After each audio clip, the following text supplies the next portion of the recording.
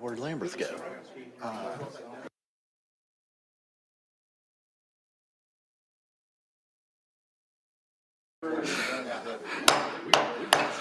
Okay, good afternoon, everybody. Thank you for your patience as we get this lined up and ready to take off.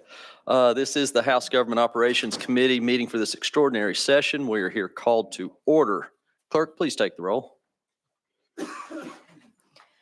Representative Bricken. Here. Brooks.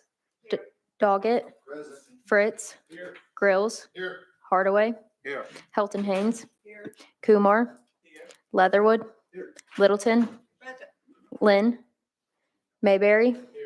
Martin of Hamilton. Present. Miller. Present. Powers. Here. Reeves. Here. Rudder. Here. Shaw. Here. Sherrill. Sparks. Here. Terry. Vital. Here. Wright. Reedy. Here. Lafferty. Yes, President. Mr. Chairman, you have a quorum. Thank you for that. Before we begin with the business of the committee today, are there any personal orders or announcements? I see none. In that case, let's get rolling. The number one item on the agenda today is House Bill 6004 by Leader Lamberth. Motion. I have a motion and a second. Leader Lamberth, you are recognized, sir. Thank you, Mr. Chairman. And Mr. Chairman, I know in your committee, I will try to stick just to the rules. And so I have worked with legal, and I believe I can go through these one at a time, the sections that either promulgate rules or specifically exclude the promulgation of rules. And so members, I'm going to bounce back and forth a little bit from the original bill and the amendment that was adopted in education, which I believe is traveling with the bill. So the first section I'll talk about is in the actual bill.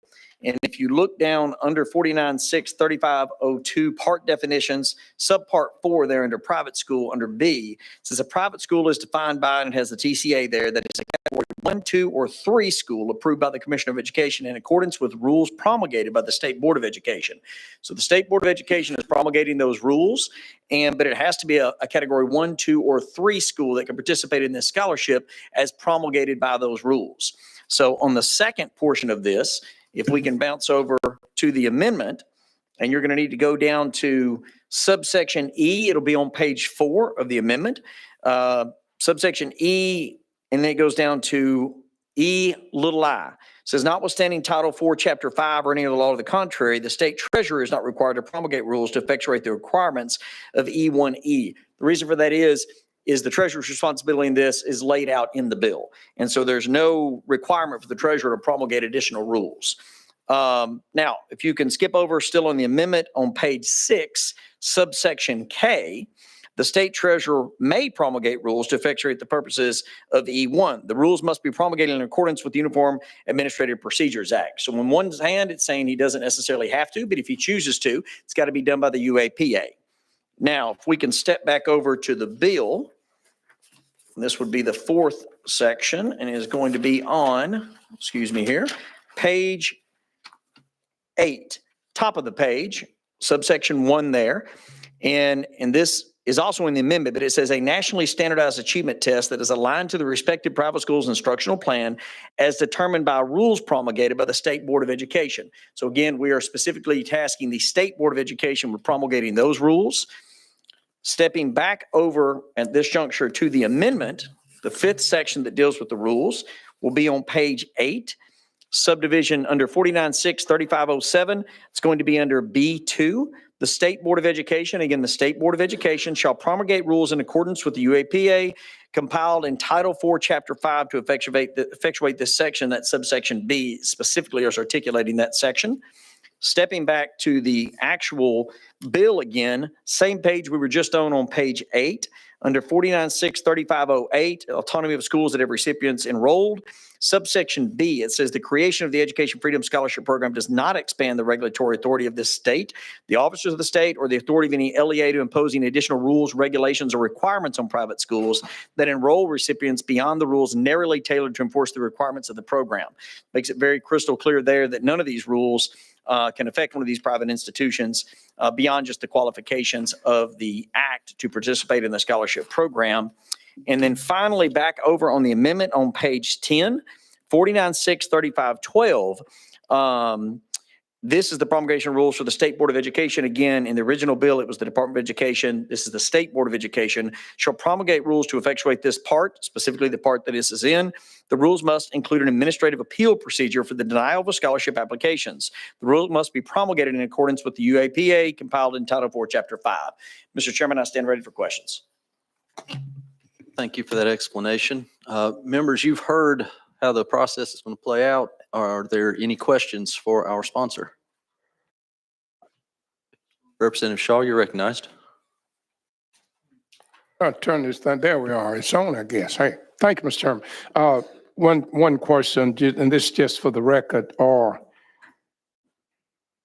if once this legislation passes, if there's a student in public school system decides to take the scholarship, go to a private school, the funding cuts off in that Excuse me, Representative Shaw. Excuse me. Representative Shaw, I'm sorry, excuse me. We're here in this committee. You probably didn't see the 2 hours plus in education earlier. We've covered a lot of the more intricate parts of the bill in that committee. This, we're just talking about how the rules are going to come about. If you could keep us tight, keep us on that topic, please. I can refrain, ask it later. Thank you, sir. Yeah, that's fine. Next up, we've got Representative Hardaway.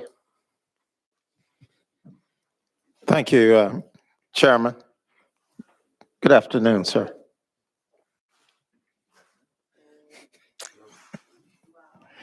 The section that speaks to the achievement test, the rules will be promulgated to meet what achievement tests? Chairman, you're recognized. And for those that may be watching and don't necessarily understand that Representative Hardaway and I go back 13 years as friends, the good afternoon call and response is a bit of a joke amongst colleagues. So I'm not allowed to respond to him unless I go through the chair. So those that may be watching online or have groaned in the audience that I did not respond, I am not permitted to speak until the chair recognizes me. Representative Hardaway, I know knows that, but he tries to get me in trouble every time by saying good afternoon. On the bill, please. Sorry, I'm on the bill, the TCAP. And so it is a nationally normed test that was specifically designed for Tennessee. Now, nothing in these rules that can be promulgated would force a school to utilize the TCAP or in any way coerce them to preference any school that may or may not use the TCAP. It is entirely up to those schools as to whether or not to utilize it. But there's over 300 private schools that already utilize the TCAP in some form as a nationally normed test. And so the promulgation of these rules should take all of that into account. But it's very clear in here that they can't force anybody to use that particular test. It just has to be a nationally normed test. Representative Hardaway, any follow-up? Yes, sir. So that that group of tests would be compiled by the department, and the private school would select their own, or could they select multiples? Could it vary year by year? Or is all of that going to be left up to the department? You're recognized. Thank you, Mr. Chairman. And yes, to the vast majority of that, but we also have vested the state board in promulgating a portion of those rules as well. So the department's going to have to work with the state board, and there is some rule promulgation that goes to both. We have shifted a good portion of it over to the State Board of Education, but it is a combination of what you just described. That obviously you study every bill we cover, and I do as well, but it's a combination of those tests is likely to be what would occur. Do you have one more question? Yes. The qualifications for participation in the program, these are qualifications for the school or qualifications for the individual student. Are there going to be rules which spell out what type of student, whether it's through academics or demographics, et cetera, that are permitted to participate in the program, restricted to that group to participate? Would it require that the private school accept these students no matter what? what type of rules are we suggesting need to be promulgated there? Leader Lamberth? And that on page 2 of the actual bill, that's a subpart B there that talks about the private schools have to be a category 1, 2, or 3 as promulgated by the rules by the State Board of Education. So they have to be a licensed certified school in essence. That's the category 1, 2, and 3 are the highest categories. And so those are the ones that are already certified out there, already in operation. So that's the criteria for them. For the students, they have to be a lawful resident of the state of Tennessee. They have to be a lawful resident. I cannot emphasize that clearly enough. This would not be available to those that are not a lawful resident of this state. And so beyond that, it is first come, first serve. Now, without getting too deep in the weeds on the actual bill, there are qualifications within the bill as far as income levels, but that's all in the language of the actual bill. It is not in the rules of this. All right, thank you for that. Representative Bricken, you're recognized. Thank you, Mr. Chairman. Question to the leader on Section 5, dealing with the infrastructure money. I have a question, and it's more operational than rules. That section becomes effective July 1, if I understand. The funding, the timing of the money that goes into the treasurer, when will the LEAs have access to apply for those funds? Will it be next fiscal year or at the end of the following fiscal year?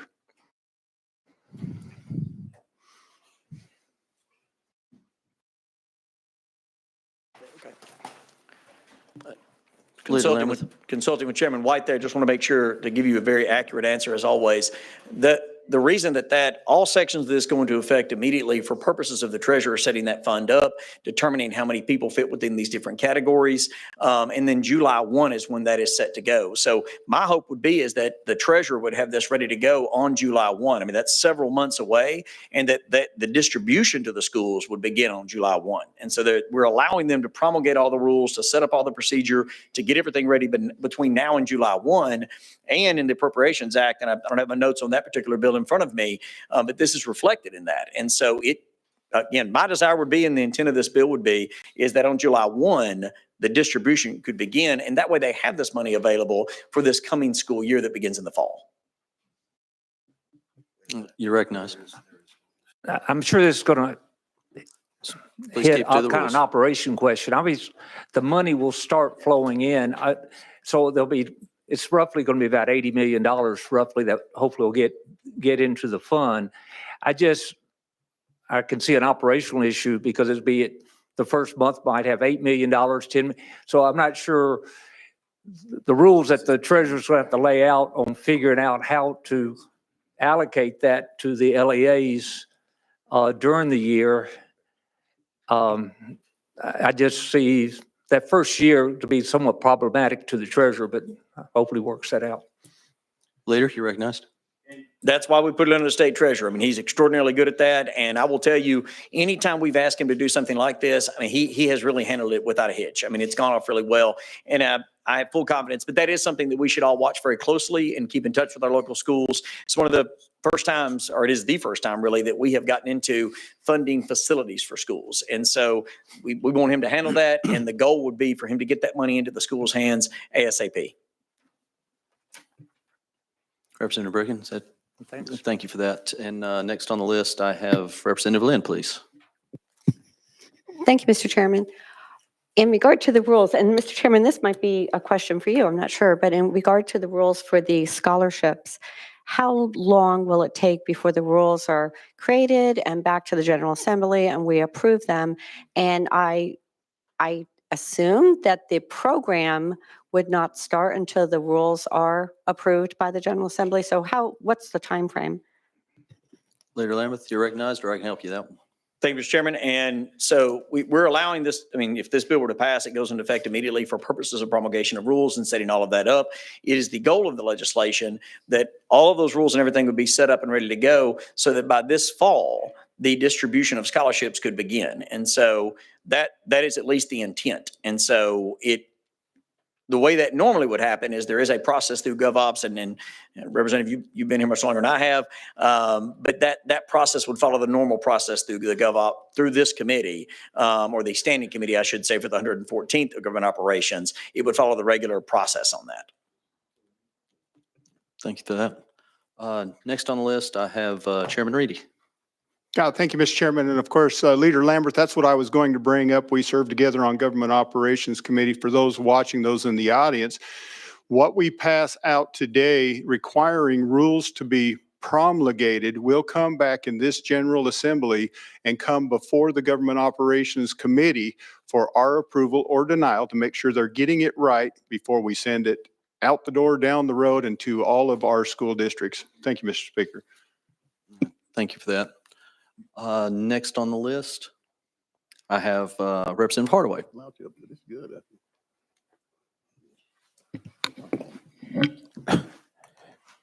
Thank you, Chairman. Mr. Leader, are there any of these rules that need to be promulgated to ensure that constitutional rights of the children are protected, including those who are applying to qualify for admission? Are any of the rules going to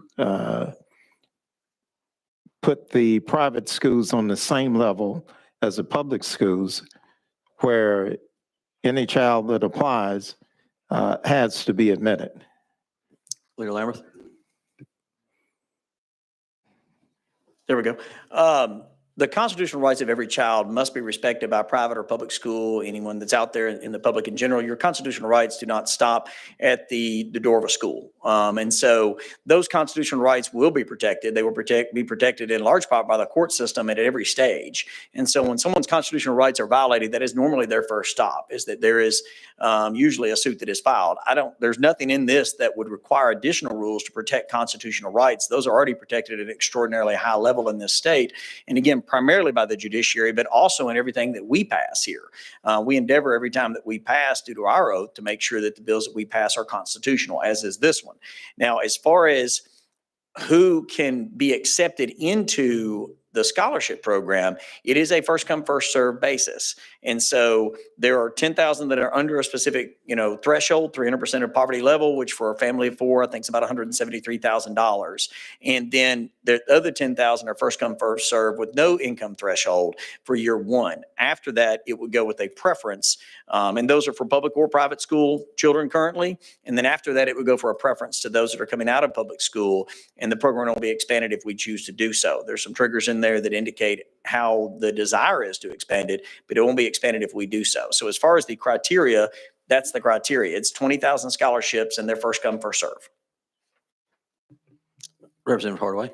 Thank you. So Brown versus Board, for instance, doesn't reach to private schools, but we still have private dollars. So will these rules breach that gap so that any public school child who would otherwise qualify for public education would also be in line, as you said, first come, first serve, to ensure that there's no discrimination by that private school that's accepting public dollars? Leader Lambert. Again, no school is allowed to discriminate based on certain categories of individuals within this country, regardless of whether they're public or private.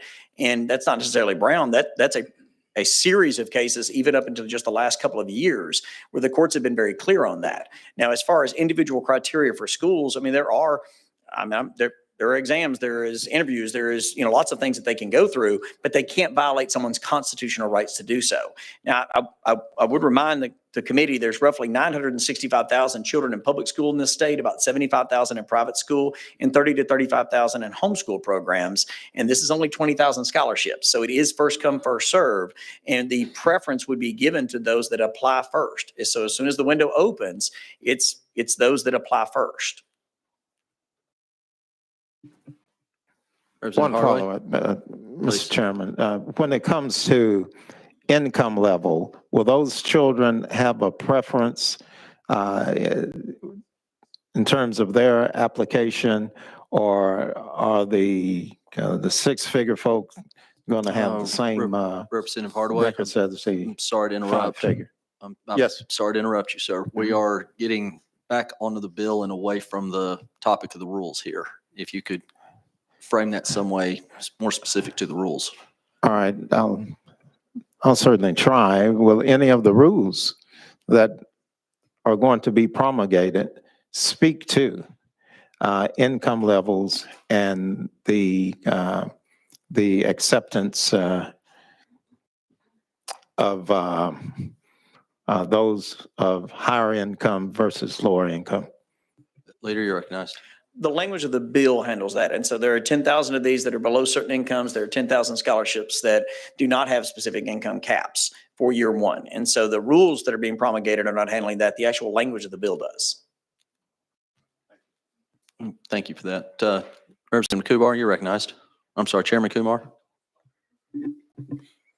Thank you, Mr. Chairman. One of our teachers just emailed me with the concern that supposing a child gets a scholarship, is admitted to a school of his choice, and things don't go right and he's expelled. Yeah, what is the procedure that would follow?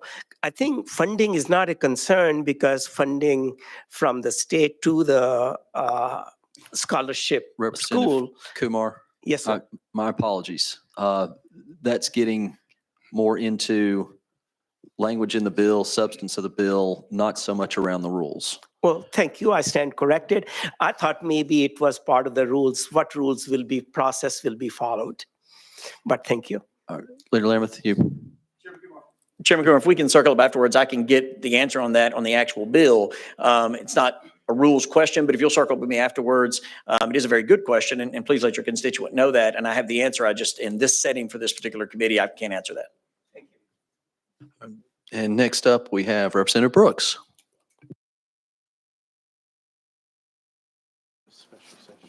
Oh, it's on. You should be ready. Okay.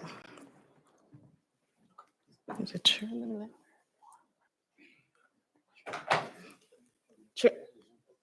Leader. Leader. Leader Lambert, can the voucher schools select students and reject kids of different races, religion, or disabilities? Representative Brooks, I'm not sure that that falls in the rules. That's, it's a rather unique question. Will that be reflected in the rules? Leader Lamberth. Again, every constitutional right that someone has prior to this bill, they would still have after this bill. So the rules do not change any of that. But what the courts have laid out that requires strict scrutiny and protected classes, none of this changes any of that in the rules or in the bill, if I may say so, Mr. Chairman. Thank you. Let's go out of session just for a second, and let's recognize Doug Garrett real quick. For just a moment, we're going to go out of session. Thank you, Mr. Chairman. Doug Garrett with the Office of Legal Services. I just want to, in regard to the conversations about constitutional issues relative to the bill, any rules that are promulgated require approval by the Attorney General. The Attorney General reviews these rules as to legality and constitutionality.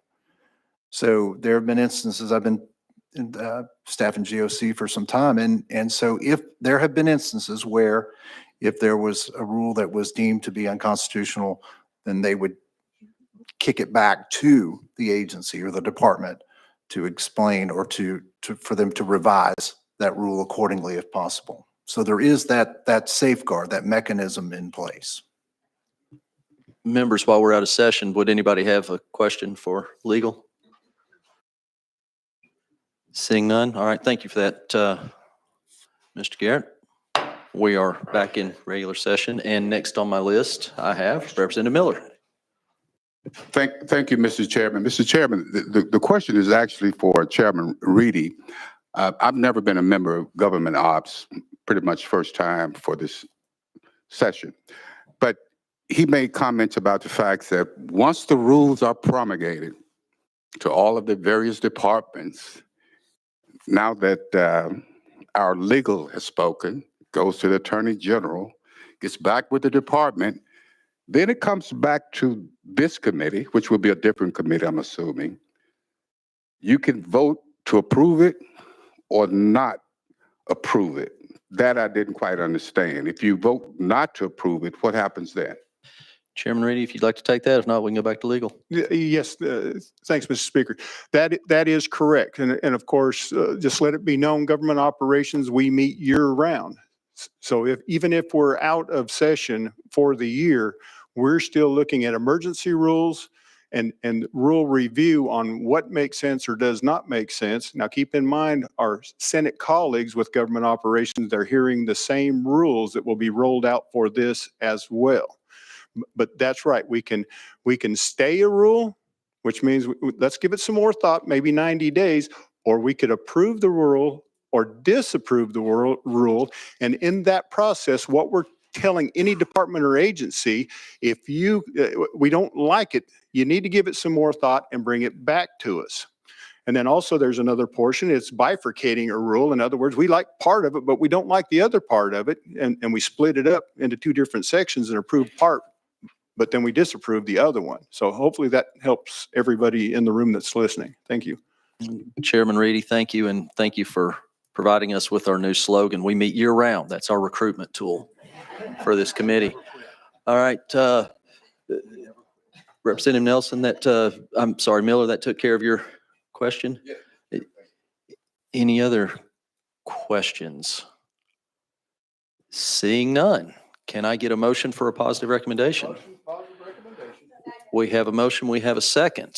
All those in favor, give me 1 second.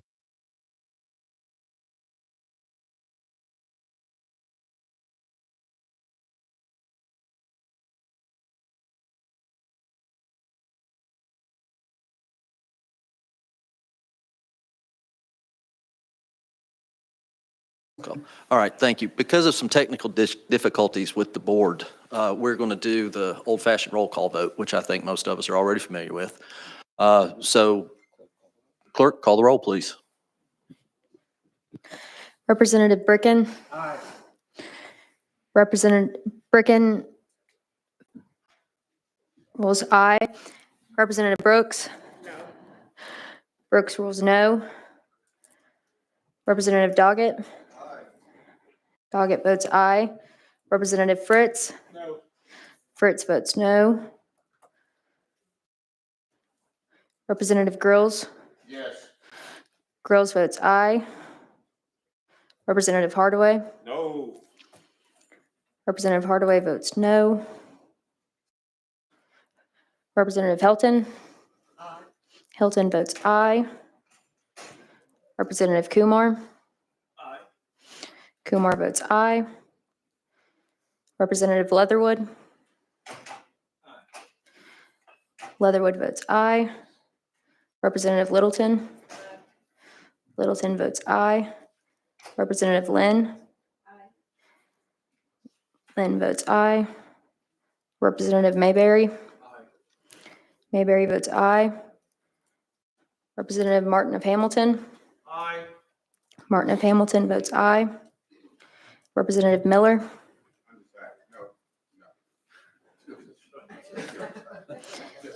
Miller votes no. Representative Powers. Aye. Powers votes aye. Representative Reeves. Aye. Reeves votes aye. Representative Rudder. Aye. Rudder votes aye. Representative Shaw. No. Shaw votes no. Representative Sparks. Yes. Sparks votes aye. Representative Terry. Representative Vital. Aye. Vital votes aye. Right. Vice Chairman Reedy. Aye. Reedy votes aye. And Chairman Lafferty. Aye. Lafferty votes aye.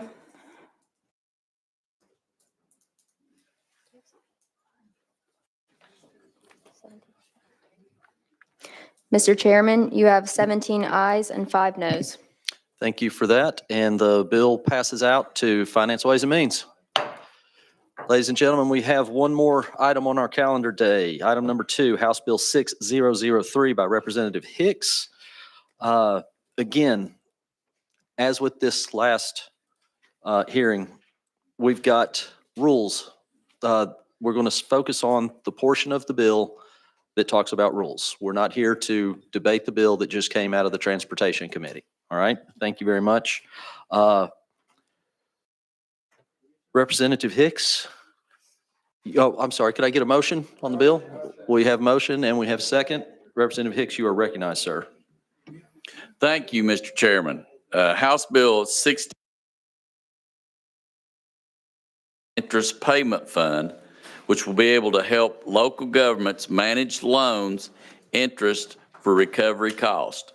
Local governments often rely on loans to cover upfront costs while waiting for federal reimbursements. Covering loan interest at 5% annually for 3 years reduces financial pressure and helps stabilize local finances, allowing the focus to remain on rebuilding and recovery. This bill also is creating a governor's response recovery fund. This can provide flexible financial resources to future emergencies. This fund offers flexibility to address diverse recovery demands, including but not limited to agricultural losses, unemployment. Representative Hicks, I'm sorry for interrupting you. Yep. You're starting to talk a little bit more about the substance of the bill. If you could just kind of focus on the areas that pertain to rules, please. That's where I'm at right now currently, Chairman. Thank you. Thank you. The fund offers flexibility to address diverse recovery demands, but not limited to agricultural losses, unemployment assistance, and business recovery efforts without waiting for the federal process. Thank you, Mr. Chairman. Thank you. We've got a motion and a second. All right, we've got a motion and a second. All right, all those in favor of a positive recommendation, please indicate by saying aye. Any opposed? The ayes have it. And you're on to Finance, Ways and Means. We need to take a brief recess, a 2-minute recess. Folks, we're going to take a 2-minute recess.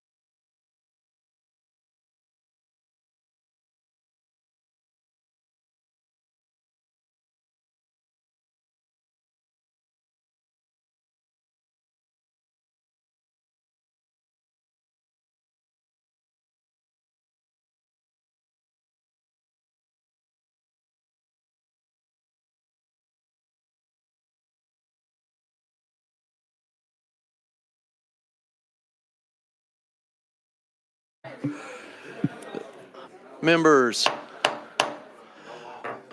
observers, welcome back from that 2-minute break there. Little bit of rewind for just a moment. We're going to have to go back and reconsider our actions as I mistakenly went ahead and did a voice vote out of reflex. I hope some of the other chairmen can appreciate that.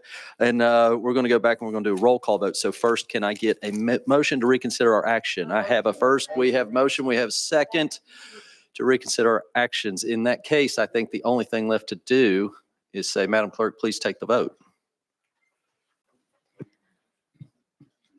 I'm sorry, vote on the motion for a positive recommendation. Representative Bricken? Bricken votes aye. Representative Brooks? Yes. Brooks votes aye. Representative Doggett? Doggett votes aye. Representative Fritz? No. Fritz votes no. Representative Grills? Grills votes aye. Representative Hardaway? Yes. Hardaway votes aye. Representative Helton? Helton votes aye.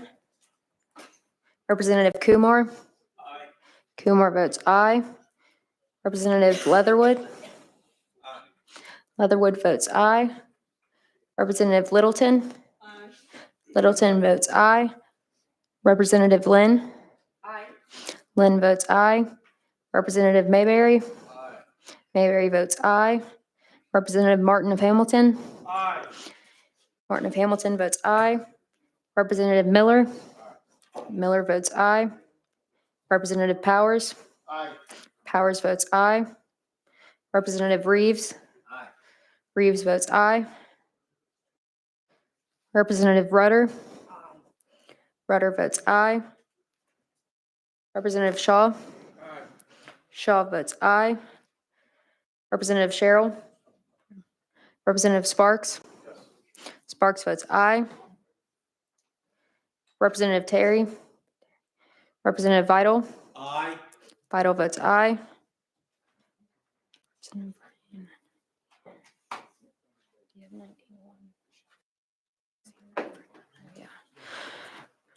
Vice Chairman Reedy? Reedy votes aye. Chairman Lafferty? Lafferty votes aye. Mr. Chairman, you have 21 ayes and 1 no. Thank you for that very much. And if this feels familiar, it should. The bill moves out to Finance, Ways and Means. All right.